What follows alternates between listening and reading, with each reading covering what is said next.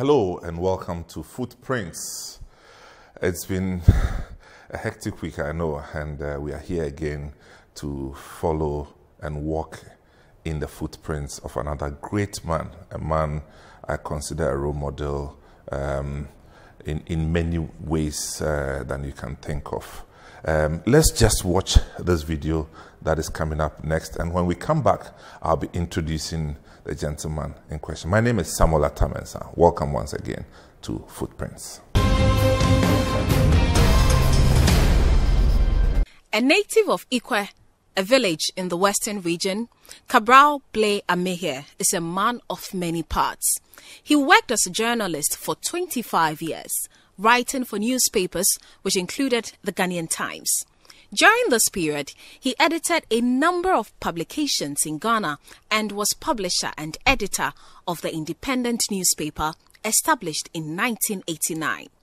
At the age of 28, he was appointed director of the Ghana Institute of Journalism. In 2001, he entered into the realm of diplomacy when he was appointed as Ghana's High Commissioner to Sierra Leone and later as an ambassador to Côte d'Ivoire by former President Kufuor. After retiring as a diplomat, he was appointed chairman of the National Media Commission. He has also authored a number of books, including Fighting for Freedom, the autobiography of an African journalist. Ambassador Kabral Blay-Amihere will tell the rest of his story on Footprints now.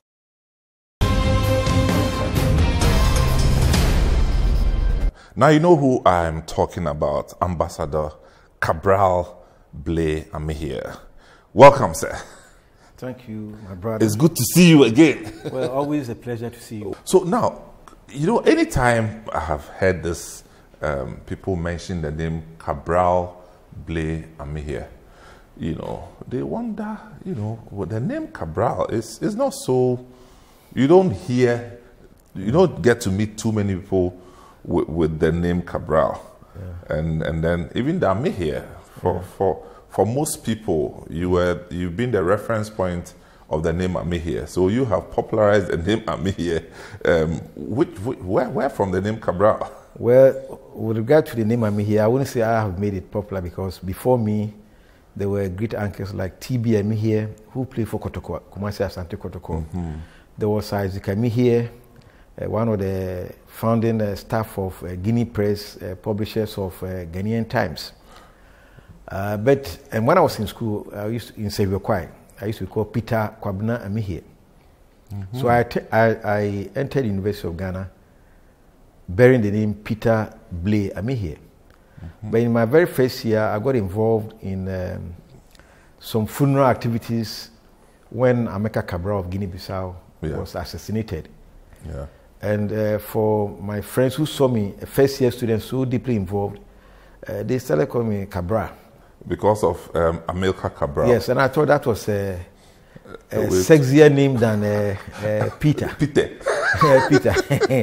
So I adopted Cabral, and it was easy to pronounce. Mm-hmm. You mean Cabral is easier to pronounce than Peter? And when I campaigned for Nook's presidency, I'm sure one of the reasons I won was that I had a catchy name like Cabral. Cabral. Yeah. So you forget about the Blay and Amihere.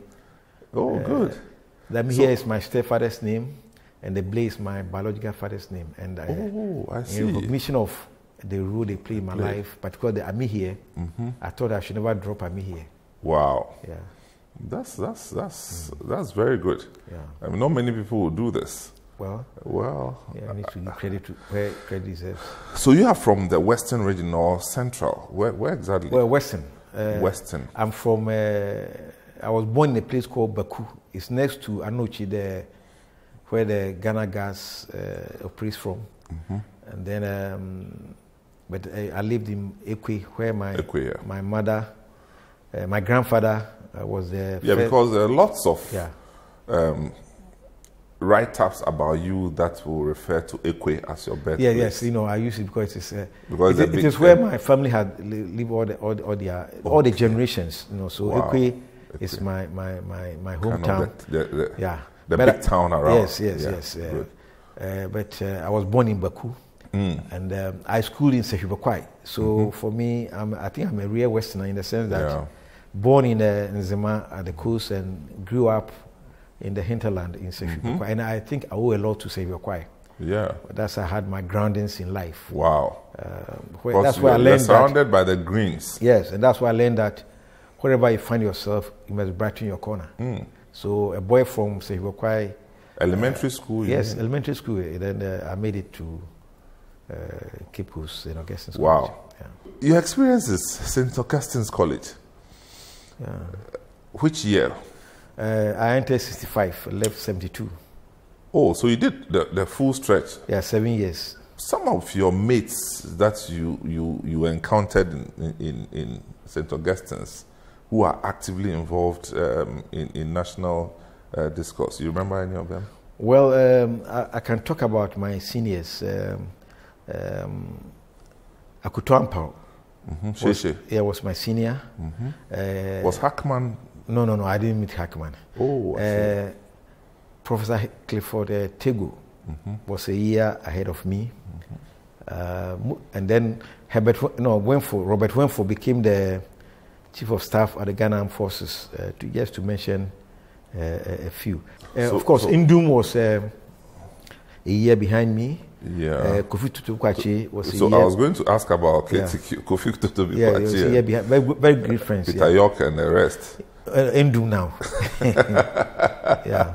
So do you hear from them, Kofi Tutu-Kwache and Pakwesi Indum? And well, we meet on the social circuit, and we still maintain the memories of the school that St. Augustine's College. Yes. Wow. So after Augusco, you ended up in University of Ghana. Is that correct? Correct. So when did you get the motivation to go into journalism? I would say it started at Augustine's because we were introduced to reading by the Catholic Brothers of the Holy Cross. They brought a lot of books, and so myself and a friend called Professor Puku Ajiman is in Cape Coast. We used to read about 30 books a term. 30 books? Yes, a term. In secondary school? And I relaxed. In fact, during exams period, I didn't do too much study. I read books to Because I'm told that when people were vying for positions, you used to write stuff for people. At Augustine's? Yes. No, I did the actual contest for the school prefectship.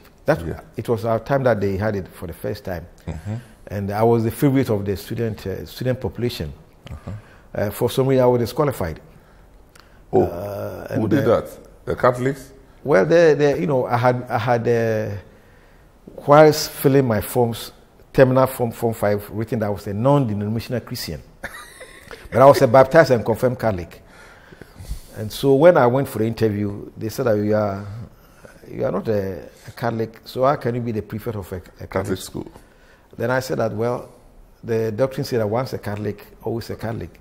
So since I'm a confirmed Catholic, by default, I'm a Catholic. And notwithstanding my submission, I was disqualified. And I think for 3 days, there was a boycott of classes. Wow. Led by the late Judah Eduamankwa.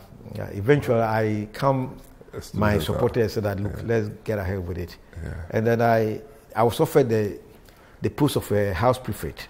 Oh, okay. And I rejected it on the grounds that if the school accepts I'm not a Catholic, then as a house prefect, whose duty will be one of make sure that the students go to church, I will not be that obliged because I'm not a Catholic. You were bold. Yeah, so I rejected the post and took to other things, became the secretary of the student council where I could still, make some waves. Yeah, yeah. So then... But to come to journalism, so I became the editor of the school magazine. Oh, great. Called the Augustinian. And then when I came to Legon, I became the editor of the student forum. It was called a forum. That was the publication of the SRC. So, with this kind of interest... no, second year. Second year, yeah, I became the editor. Well, sorry. Yeah. FUE level 100. Yeah. Sorry. Yeah, so I became the editor, and it was natural that I would move in on that trajectory. So after my service, I applied to do no, in fact, when I was doing my service, I applied to join Ghanaian Times. So on July 1st, 1976, I was employed by Jawu Chem as a features writer at Ghanaian Times. And so straight from uni? Yeah. After service, I joined Ghanaian Times and then did a mass comm program at Legon. And then the rest is history. History, yeah. Good. And then when you started the practice of journalism, at some point, you became the GJA president or secretary. I became secretary the first time 85, president 93 for 2 terms. And then WAJA, that's the West African Journalists Association, for 2 terms. And then the IFG, that's the International Federation of Journalists, for some time as an executive member. So you did 2 terms. Your first term was secretary? Yes, 1 term. And then from secretary, you moved to president? Yeah, for 2 terms. Of GJA? Yeah. For 2 terms? Yeah. And then you moved to West Africa Journalists Association? For 2 terms. For 2 terms. Wow. So your whole career has been sold to journalism, if I can say so, your early career.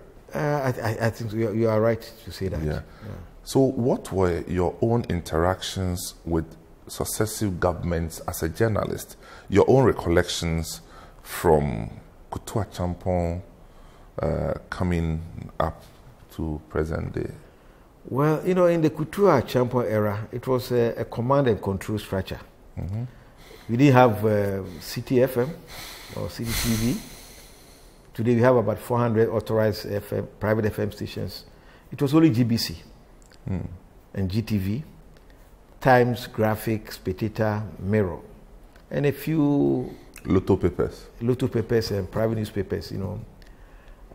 And so if you work in the state media, the editor was controlled everything, and you know, and he was a reflection of government policy. So you had to toe the line. But there were great journalists who defied the times and stood up. Someone like Elizabeth OHENE. And you know, when you're a features writer, as I was. So Elizabeth OHENE was at the time with Graphic, is that correct? Graphic, but she's one of the greatest of our generation for her courage. So I'm talking to Ambassador Kabral Blay-Amihere and his own experiences growing up as a young journalist, St. Augustine's College, University of Ghana, and his interaction with other senior journalists at the time. So the life and times of Kabral Blay-Amihere is what you're watching on Footprints. We will be right back, and when we come back, I'd like to know from Ambassador Kabral, again, his own thoughts about the leadership of Kutua Champon before we move to the Rawlings era that will bring us into the republic that we are enjoying now. This is still Footprints. We'll be right back.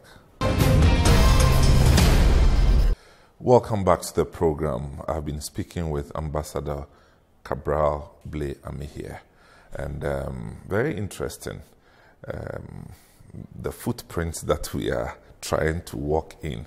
And I call him Ambassador for reasons that you are about to hear. But as a journalist in the mid to late 70s, Ambassador, I believe that you were very involved, or you were very active during the Kutua Champon era, which I'm still very interested. And what's your own recollection? Because I hear this is about union government, and what was the role of the media at the time? Well, you know, as I said, this was the command and control period of our history, or one of the command and control periods, where the government controlled the media, appointed, dismissed editors at will, transferred them if they were not pleased with them, where the Minister of Information was literally the supervising editor for all the state-owned media. Yes. And so when our champion dreamed about union government... What was that? The union government was a concept that said that party politics or Westminster type of politics is not good for Africa, so we should go back to our roots. So Achampon said that let there be a tripartite system where civilians, soldiers, and the military will form the governance structure. Did it include the chiefs? Well, the chiefs, they will be part of the civilian. But the key pillars were military and police. And there was great resistance. Professional groups were organized themselves to oppose it. And I think our current president, Nana Addo Dankwa Akufo-Addo, was active in the movement against union government. K. Gbedema, the veteran politician, who is one of the major architects of Ghana's history, resurrected to now play an active role. Afrifa and the rest were all part of that movement. Now the media, as expected, just reflected the government's position in their editorials. By the time you had private media, they were few and far between, and they couldn't, you see, today we have all these private newspapers. I remember, as young as I was, I remember the Echo. No, the Echo, they didn't make that much wave. There was the Ashanti Pioneer, there was the Cali Standard, no, but I think that such was the dominance of the state-owned media. I mean, can you imagine that all the news that you hear on the airwaves is from GBC, controlled by the government? So they supported the government to the hilt. And that was it was natural that they would do that because they were under command and control. And I recall that when the Unigov results came to be published, there was a referendum asking Ghanaians to vote yes or no. There was a rejection of the concept. But the headlines in both Graphic and Time the next day said that the government had won. Yes. That tells you the level of control that was. I'm told that, I recall that the headline at times was changed in the middle of the night by the Secretary of Information at that time. No, the Commissioner. At the time. He walked to the... who was this? I can't remember the name, but he walked to the newsroom and said... A military man? I think it was Pakayani or something like that. He said, let's change it. Say yes. Say yes. But it was no. Wow. So that was the level of control. And everybody was talking about it. Yeah, people, you had voted, you knew how you voted. So if they say yes, it was no. So that was our champion period. I don't recall there were too many. There were beatings of the professionals, and of course there would be no arrests of journalists because all the journalists were to one side. So and the few journalists who showed discord were singled out. I remember Ebo Kwanzaa, you know him very well. Ebo Kwanzaa, of course. Yeah, those days I think that I was at times with Ebo Kwanzaa, and there was going to be an editorial the next day, very pro-government editorial, and there was Doomso, and we jubilated. Somebody went and reported us to the editor that we were jubilating, and that made us enemies of the state in a way, and that even led to my departure from Times. Wow, one Doomso. Yeah, Jawuchem was busy writing editorial, and the lights went out, and those against were jubilating. Wow. Ebo Kwanzaa was very active in that jubilation. So this period then came General Akufu. Yes, short-lived, so there wasn't much. SMC2. Yeah, and when they came, as usual, Jawuchem was removed as editor of Ghanaian Times for his massive and unflinching support for Achampon. So a new editor was appointed. And then Jerry Rawlings, the first came. 79. Yeah. Were you happy? 79. Were you excited? I believe that if you look at the times, first of all, let's put it this way. It didn't start as a coup d'etat. It was a mutiny for the narrow interests of the military.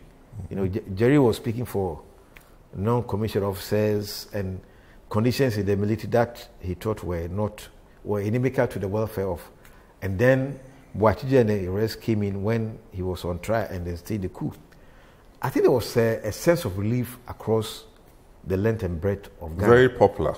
I believe so, because you know, if you look at the years of Achampon started very well, and history would say of his times that he started on a very positive note.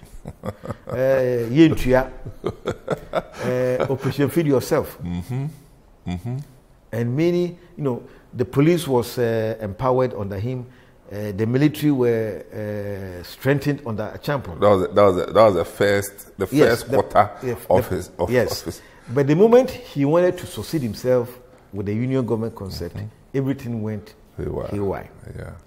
You know, and there was Kalabule, hardships, shortage of goods, and the rest. Under Kutu Achampon? Yeah, Kutu Achampon, towards the end. So when the Boachije-Rawlings coup d'etat came on June 4th, 1979, I think it was generally accepted by the populace, particularly with the promise that they will not outstay. Yeah. You know, so it was seen as a transitional period. A good relief. And then, you know, within 3 months, there was that transition. Right. Yeah. You know, so I think that there was this general support. Because it was ending a period of about 8 years where the national landscape was characterized by corruption, Kalabule, shortages. Was it that bad? I think it was. And that explains why there was that kind of massive support or welcome of the coup. Do you recall the leadership of President Liman? Well, the Liman period was democratic. That's the first time they created something called a press commission, the prototype of what we have today, as a way to protect media freedoms, to protect the state-owned media from governmental control. And I believe that Liman was faithful to the constitution in that regard. And so the media found their voices. Liman could be criticized without any repercussions. Yeah, you know, and I recall writing an article criticizing his leadership style. But the article was the headline, Liman, a leader or president. And if that article had been written on that, you know, I couldn't have even attempted to write that article on that Achampon. First, the editor would not sanction it. You know, but that showed the change. So Liman respected the tenets of the constitution, except the time that he tried to impose a supervising editor on graphic. But on the whole, those were good times, and there were a lot of critical articles. But do you think that the overthrow of Liman was justified? I think that with hindsight, there was no justification, because he was there for 2 years. And not enough time to have... beyond that, the charges leveled against corruption. You know, when it was overthrown, only President Liman? Yes. Corrupt? No, the regime was corrupt. The two names can't be combined. Yes, no, when Rawlings overthrew Liman, 31st December, among the charges was that corruption had returned, Kalabule had returned. Yeah. There is no basis for that. I don't think it was a corrupt regime. They are not reached that level where they would be comfortable, and the persona of Liman was not one to connive and condone at corruption. And to his credit, when he was overthrown, only one minister, I recall, one government appointee was jailed for something that he did, not necessarily to do with government contract or something like that. So the Liman regime, so I think that the coup cannot be justified at all by any means. You know, the coup happened because there was somebody who thought he should return. And who would that be? Your guess is as good as mine. Jerry Rawlings? Yes. But he knows how to stage a coup? Well, the gods have been kind to him. So the first coup, he didn't stage it, the June 4th. Neither did he stage the second coup. No, the second coup, I think he was part of the plot. He was a central figure in the plotting. And if he didn't do the fighting, that's normal. The generals don't fight. They send the troops.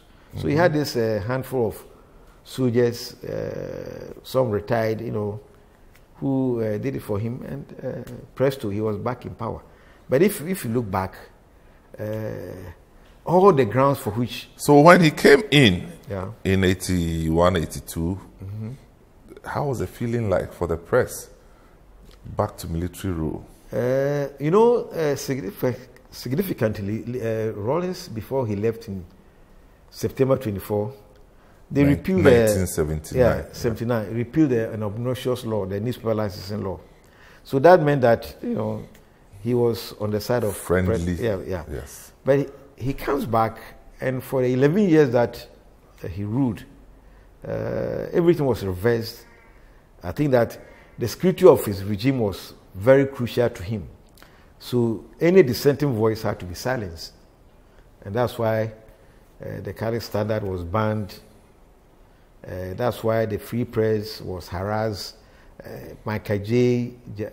But the free press was quite notorious. They were notorious. They were picking the right course. This is the Tommy Thompson. Yes, on the side of the people. Tell me, what was the role of? I recall a name, Chris Asher. Well, Chris Asher is one of the voice or something? No, it was the Ghanaian Palaver. Oh, good. He was one of the most flamboyant editors of all times. American trained, flamboyant in his dressing, flamboyant in his language. And he trained equally flamboyant editors like a guy called Prince Godwin and the late Dana Nsa. So he was, I think, between that Champon period and the Rawlings period, he was around, but he faded out. And then, but when Rawlings came back, I think it was the free press and Catholic Standard that became the banner for the struggle. And it was first edited by Kabral Blay-Amihere with a columnist like Michael J. And when the 81 coup came, I think 82 or thereabouts, they invaded the press of free press, arrested and detained Michael J., the columnist, Tommy Thompson, the publisher, and Kabral Blay-Amihere, the editor, for 1 year. Kabral Blay-Amihere died 2 weeks after his release. Wow. Yeah, Then I became the editor. So this will be under PNDC? PNDC, yes. And I became the editor of the Free Press in 84, which was a risky move. And it was during that time that... so you had left Ghanaian Times? Yes, gone to GIJ, gone to Paris and come back. And then... but GIJ, you were the director, is that correct? Yeah, I was a director from 82 to about 80. Director would mean that you were running it? Yes. And appointed by the Rawlings regime. So yeah, because you had some socialist inclination at the time. You see that's why I was appointed. No, what I'm saying is that your ideals, yes, not your operations, your ideals were consistent with the ideals that they had expressed. Well, in a way, but I think I was at the right place at the right time, because when the coup occurred and the director at that time was involved with corruption, 4,000 cedis. 4,000? Yeah, but it was big money in those days. Well, it's still big money. Yeah, so he was removed. And I was then a columnist for the Spectator. But you were in your 20s. 28, 29. When you became director of Ghana Institute of Journalism. Yes. And so I was a columnist. So before the coup, I was a household name, writing in Spectator. That's correct. Atwasin, the Minister of Information, was my friend, and I had socialist credentials. Exactly the point. Which you still have. Yes, I want to believe so. And it's genuine. It's genuine. No two ways about that. So I was made the editor, but I was still writing my column, and the character of my column didn't change because I became an apprentice. I was still critical of the establishment, for which reason I'm sure I eventually lost the job, But also, you lost the job as a director of GIJ? No, I went abroad. When I came back, they had put somebody there.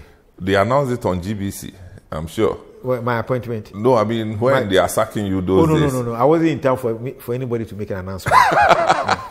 Yeah. But you heard before you came that... Oh, yes. Well, before I came, I knew that somebody was there, So you quickly went to look for another job? Yeah, free press, Good. And it was a great time in my life, because... From 84? To 86, where I had Kwaku Bakun working as my research assistant and reporter. So Kwaku Bakun started this research business? Yeah, we were a good team, and the greatest asset of Kwaku Bakun, which he still shows, is his memory of past events and his propensity to keep records. You could take Kwaku Bakun's purse with 1,000 cedis.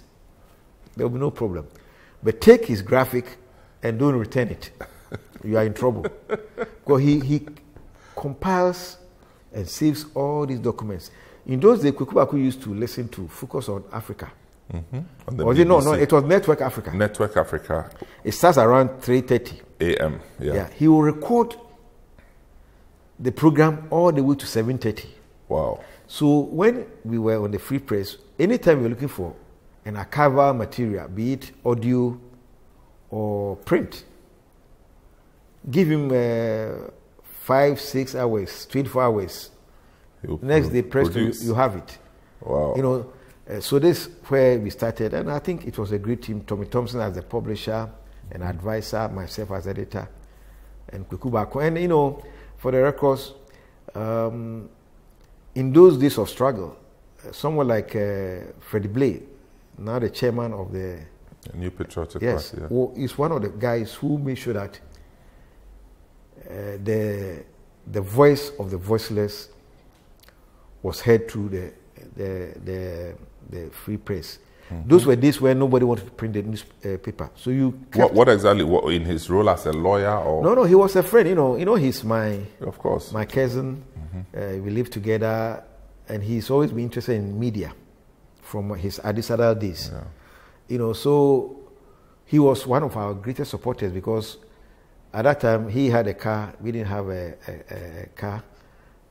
Our feet was our only carriage. 81.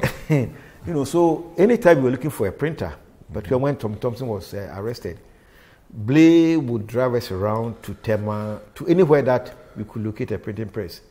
So when it comes to talk about the history of press, freedom and struggle, you can't forget Freddie Blay. And then the late Nat Amatefio, who was Amatefio was the mayor of Accra.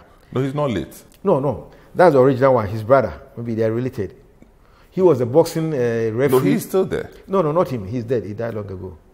You are talking about the mayor during the Rollins time. Not him. There was a mayor during those days. A mayor? Yeah, of Accra. He was called this one is called Nat. You're talking about Nat Nuno Amatefio. He is very alive.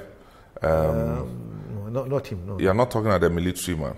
No. This is another Amatefio who was a referee. I can't remember his name. Right. Yeah, but these are the guys who, from as far, supported the cause of journalism. Wow. So after free press, we'll take you to 86. Yeah, 86, yeah. 86, 87-ish. Yeah. From there, where did you go? Well, it is 85, 86, I was out of town. 86, 87, I came back. Then 89, I set up the Independent newspaper. And then 3 weeks later, they brought back the newspaper licensing law. And that sent me out of business, So we waited till 91 to commence. Okay, so I've been talking to Kabral Blay-Amihere, and I'm sure that you've been enjoying his experiences, sharing some of the valuable times that he spent carving his own career and the people that he met along the way. When we come back, we are now in the PNDC era, and enters the independent newspaper among other newspapers that sprang up. So we want to find out how it also panned out, leading to President Kufuor and how he himself was drafted into the Kufuor government. This is Footprints. My name is Samuel Atamens. I will be right back. Welcome back to the program. This is Footprints, and I'm with Ambassador Kabral Blay-Amihere. Ambassador, so we are now in,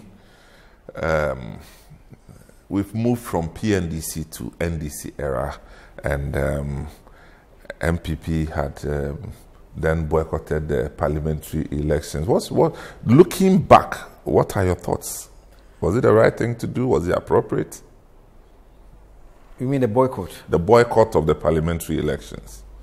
Well, I think they can better answer that question. But I think as a media person. Well, you know, sometimes you need to make a very positive statement. Mm-hmm. No matter the cost. Yeah, to show your total rejection of a travesty of a sort, you know. So they had to do what they had to do in 92 after the results, which they thought was a stolen verdict. Yeah. But that period, or the lacuna, because they were not in parliament, made the media the alternative parliament for the people. Because for the 4 years that the NPP, or when there was no opposition in parliament except the single voice of CPP, right? The late Howard Yakubu, who went did. as an independent, the media filled the vacuum very well. And that's when electronic media. No, you hadn't come yet. That's when Chronicle, Independent, Dispatch, Inside came later, Guide filled the vacuum. Was that Dispatch at the time? I'm not so sure. Okay, maybe we stand to correction, but at least the Guide was there. The Guide was there, very active. Chronicle was there, Independent was there. Chronicle, yeah. The Standard had come back, and you know, at that period, we became at the forefront of the alternative parliament for the people. And I recall that we raised a number of issues. For instance, one was the Serious Fraud Office Bill, which is now Iyoko, yeah. The late Howard Yakubu gave me you would say leaked. Yeah. Gave me a copy of the bill. She was worried about the implications of the bill and gave me a copy. And we started a series of publications in the Independent with editorials. Now that brought IE to organize a series of public discussions involving the members of the bar, judges, and civil society. So when the bill was passed into law without opposition, based on the work done by Independent and IEA, there were about 39 amendments. Wow. Which made the bill a better bill. And I think, if you recall those days, the Chronicle, the Guide, all performed creditably. I believe that one of the stories that we initiated, which others joined, the Insight was around. Insight had come. Yeah, Insight had come because they also was it took Insight. Yeah, they had come because I see this. I remember Kwesi Pratt used to write a paper. Was it Insight? Yeah, Insight. Because I record this because when we started stories about acquisition of properties by ministers, the Insight pitched in. That's why I want to place. But you know, as a young guy who had also just come out of university, I recall that there was such a good relationship that was maintained among all of you. Well, I think we were comrades in the struggle. You see, our plight. We had come out of the military era, and we were first and foremost friends. Kweku Bako, myself, Kwesi Pratt, Blay. And then enters Kofi Kumsin. Yeah, he comes, and because he came from Nigeria, also, from London. Okay. But he came and also added another dimension to the struggle. And of course, under the PNDC, you cannot write our history without mentioning Dr. Kabral, who in 94 or thereabouts, 95, challenged the airwaves with Radio I. And I think that also alerted us to the fact that this was an area that we have to explore. With a pirate radio station. Yes, and it was the forerunner of what we enjoy today. That is good. So then that led to 94 with the Radio I, and then 95 comes in electronic media, Joy FM, which would come in as an entertainment radio station, but getting to the 96 elections, saw the opportunity to create a platform. And then everything came to a head. What are your own, what do you remember about the 96 elections? Well, the 96 election, is it 96? Yes. Well, so this is 92 is where we had a boycott. So 96 is where MPP had resolved that this time we are going all out. Well, again, the private media played a major role. The so-called Fanti CPP media. That's I think by that time Beneficent might have come. Yes, at that time Beneficent. Kwesi Pratt, myself, Kumsin, Blay, mostly CPP guys. Yeah. We supported. Remember the early, when you had started the Independent, Ben was working with the BBC. BBC and West Africa, yeah. Yes. Okay. Yes. But I'm sure this time they have come. But yes, all these papers supported the attempt by Kufuor to form a grand alliance, or was it Great Alliance? The Great Alliance. Yeah, with with ACAR. Yeah. So we thought that was the only way to defeat Rawlings. So I think that our reportage, our editorials would have shown this support. Of course, Kufuor lost. Fast forward to 2000, that's when he won. And I think again, some of us use our columns to project. Yes, and I think in all that we did, it was a continuation of the fight against the Rawlings regime. That's correct. We thought that the best alternative to the Rawlings and this regime at that time had to be the MPP. So whether you were a Dankwa Buziais or not, whatever. You had to. And Kufuor as a candidate was, in my view, very qualified for the job. His sense of history, his style of leadership, and his commitment to the Ghana project was such that if you had that kind of personal encounter with him, as I did, he was the one to support. So Kufuor becomes president 2001. Yeah. And 2002 appoints you. 2001. 2001. Yeah. Okay, appoints you as ambassador. What was your first station? Sierra Leone. Sierra Leone. And then later on Cote d'Ivoire. Cote d'Ivoire. How? So your days as how the transition between a practicing journalist at the forefront of the national discourse and suddenly you become a diplomat? Well, I guess in several ways, God had prepared me for a day like that.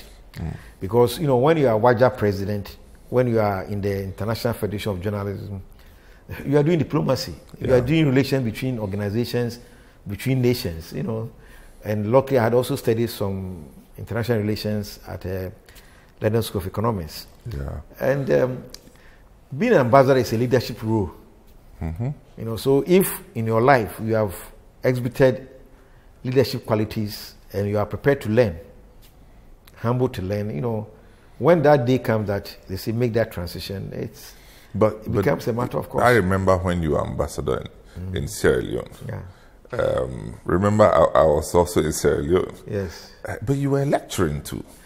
Yeah, you see, when I was in Sierra Leone, this was a time when they were coming out of the war. The war. They used to have a program in Nigeria which supplied them lecturers for free.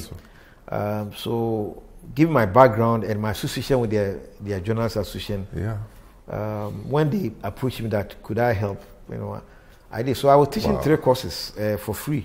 And you were the High Commissioner, Ghana High Commissioner to Sierra Leone, who also, and you are not charging them, I'm told. Yeah, it was because I used to collect the funds. Yeah. They used to tell me that you're ambassador. Oh, A1 ambassador. Good. Yes, it was giving back to the West African society. Wow. Yeah, it was good times. So you spent some time in Sierra Leone up until 2004? No, 2006. And then I went to 2006 in Cote d'Ivoire. So how was that transition now, French speaking? You don't speak French, or you do? Well, it depends. I communicate. I can read perfect. Oh, okay. I read perfect French. And my articulation is not that, but I can. I used to go to meetings and without interpreter, and I follow all the discussions. Wow. And I used to even interpret for my colleagues from South Africa and Nigeria. Wow.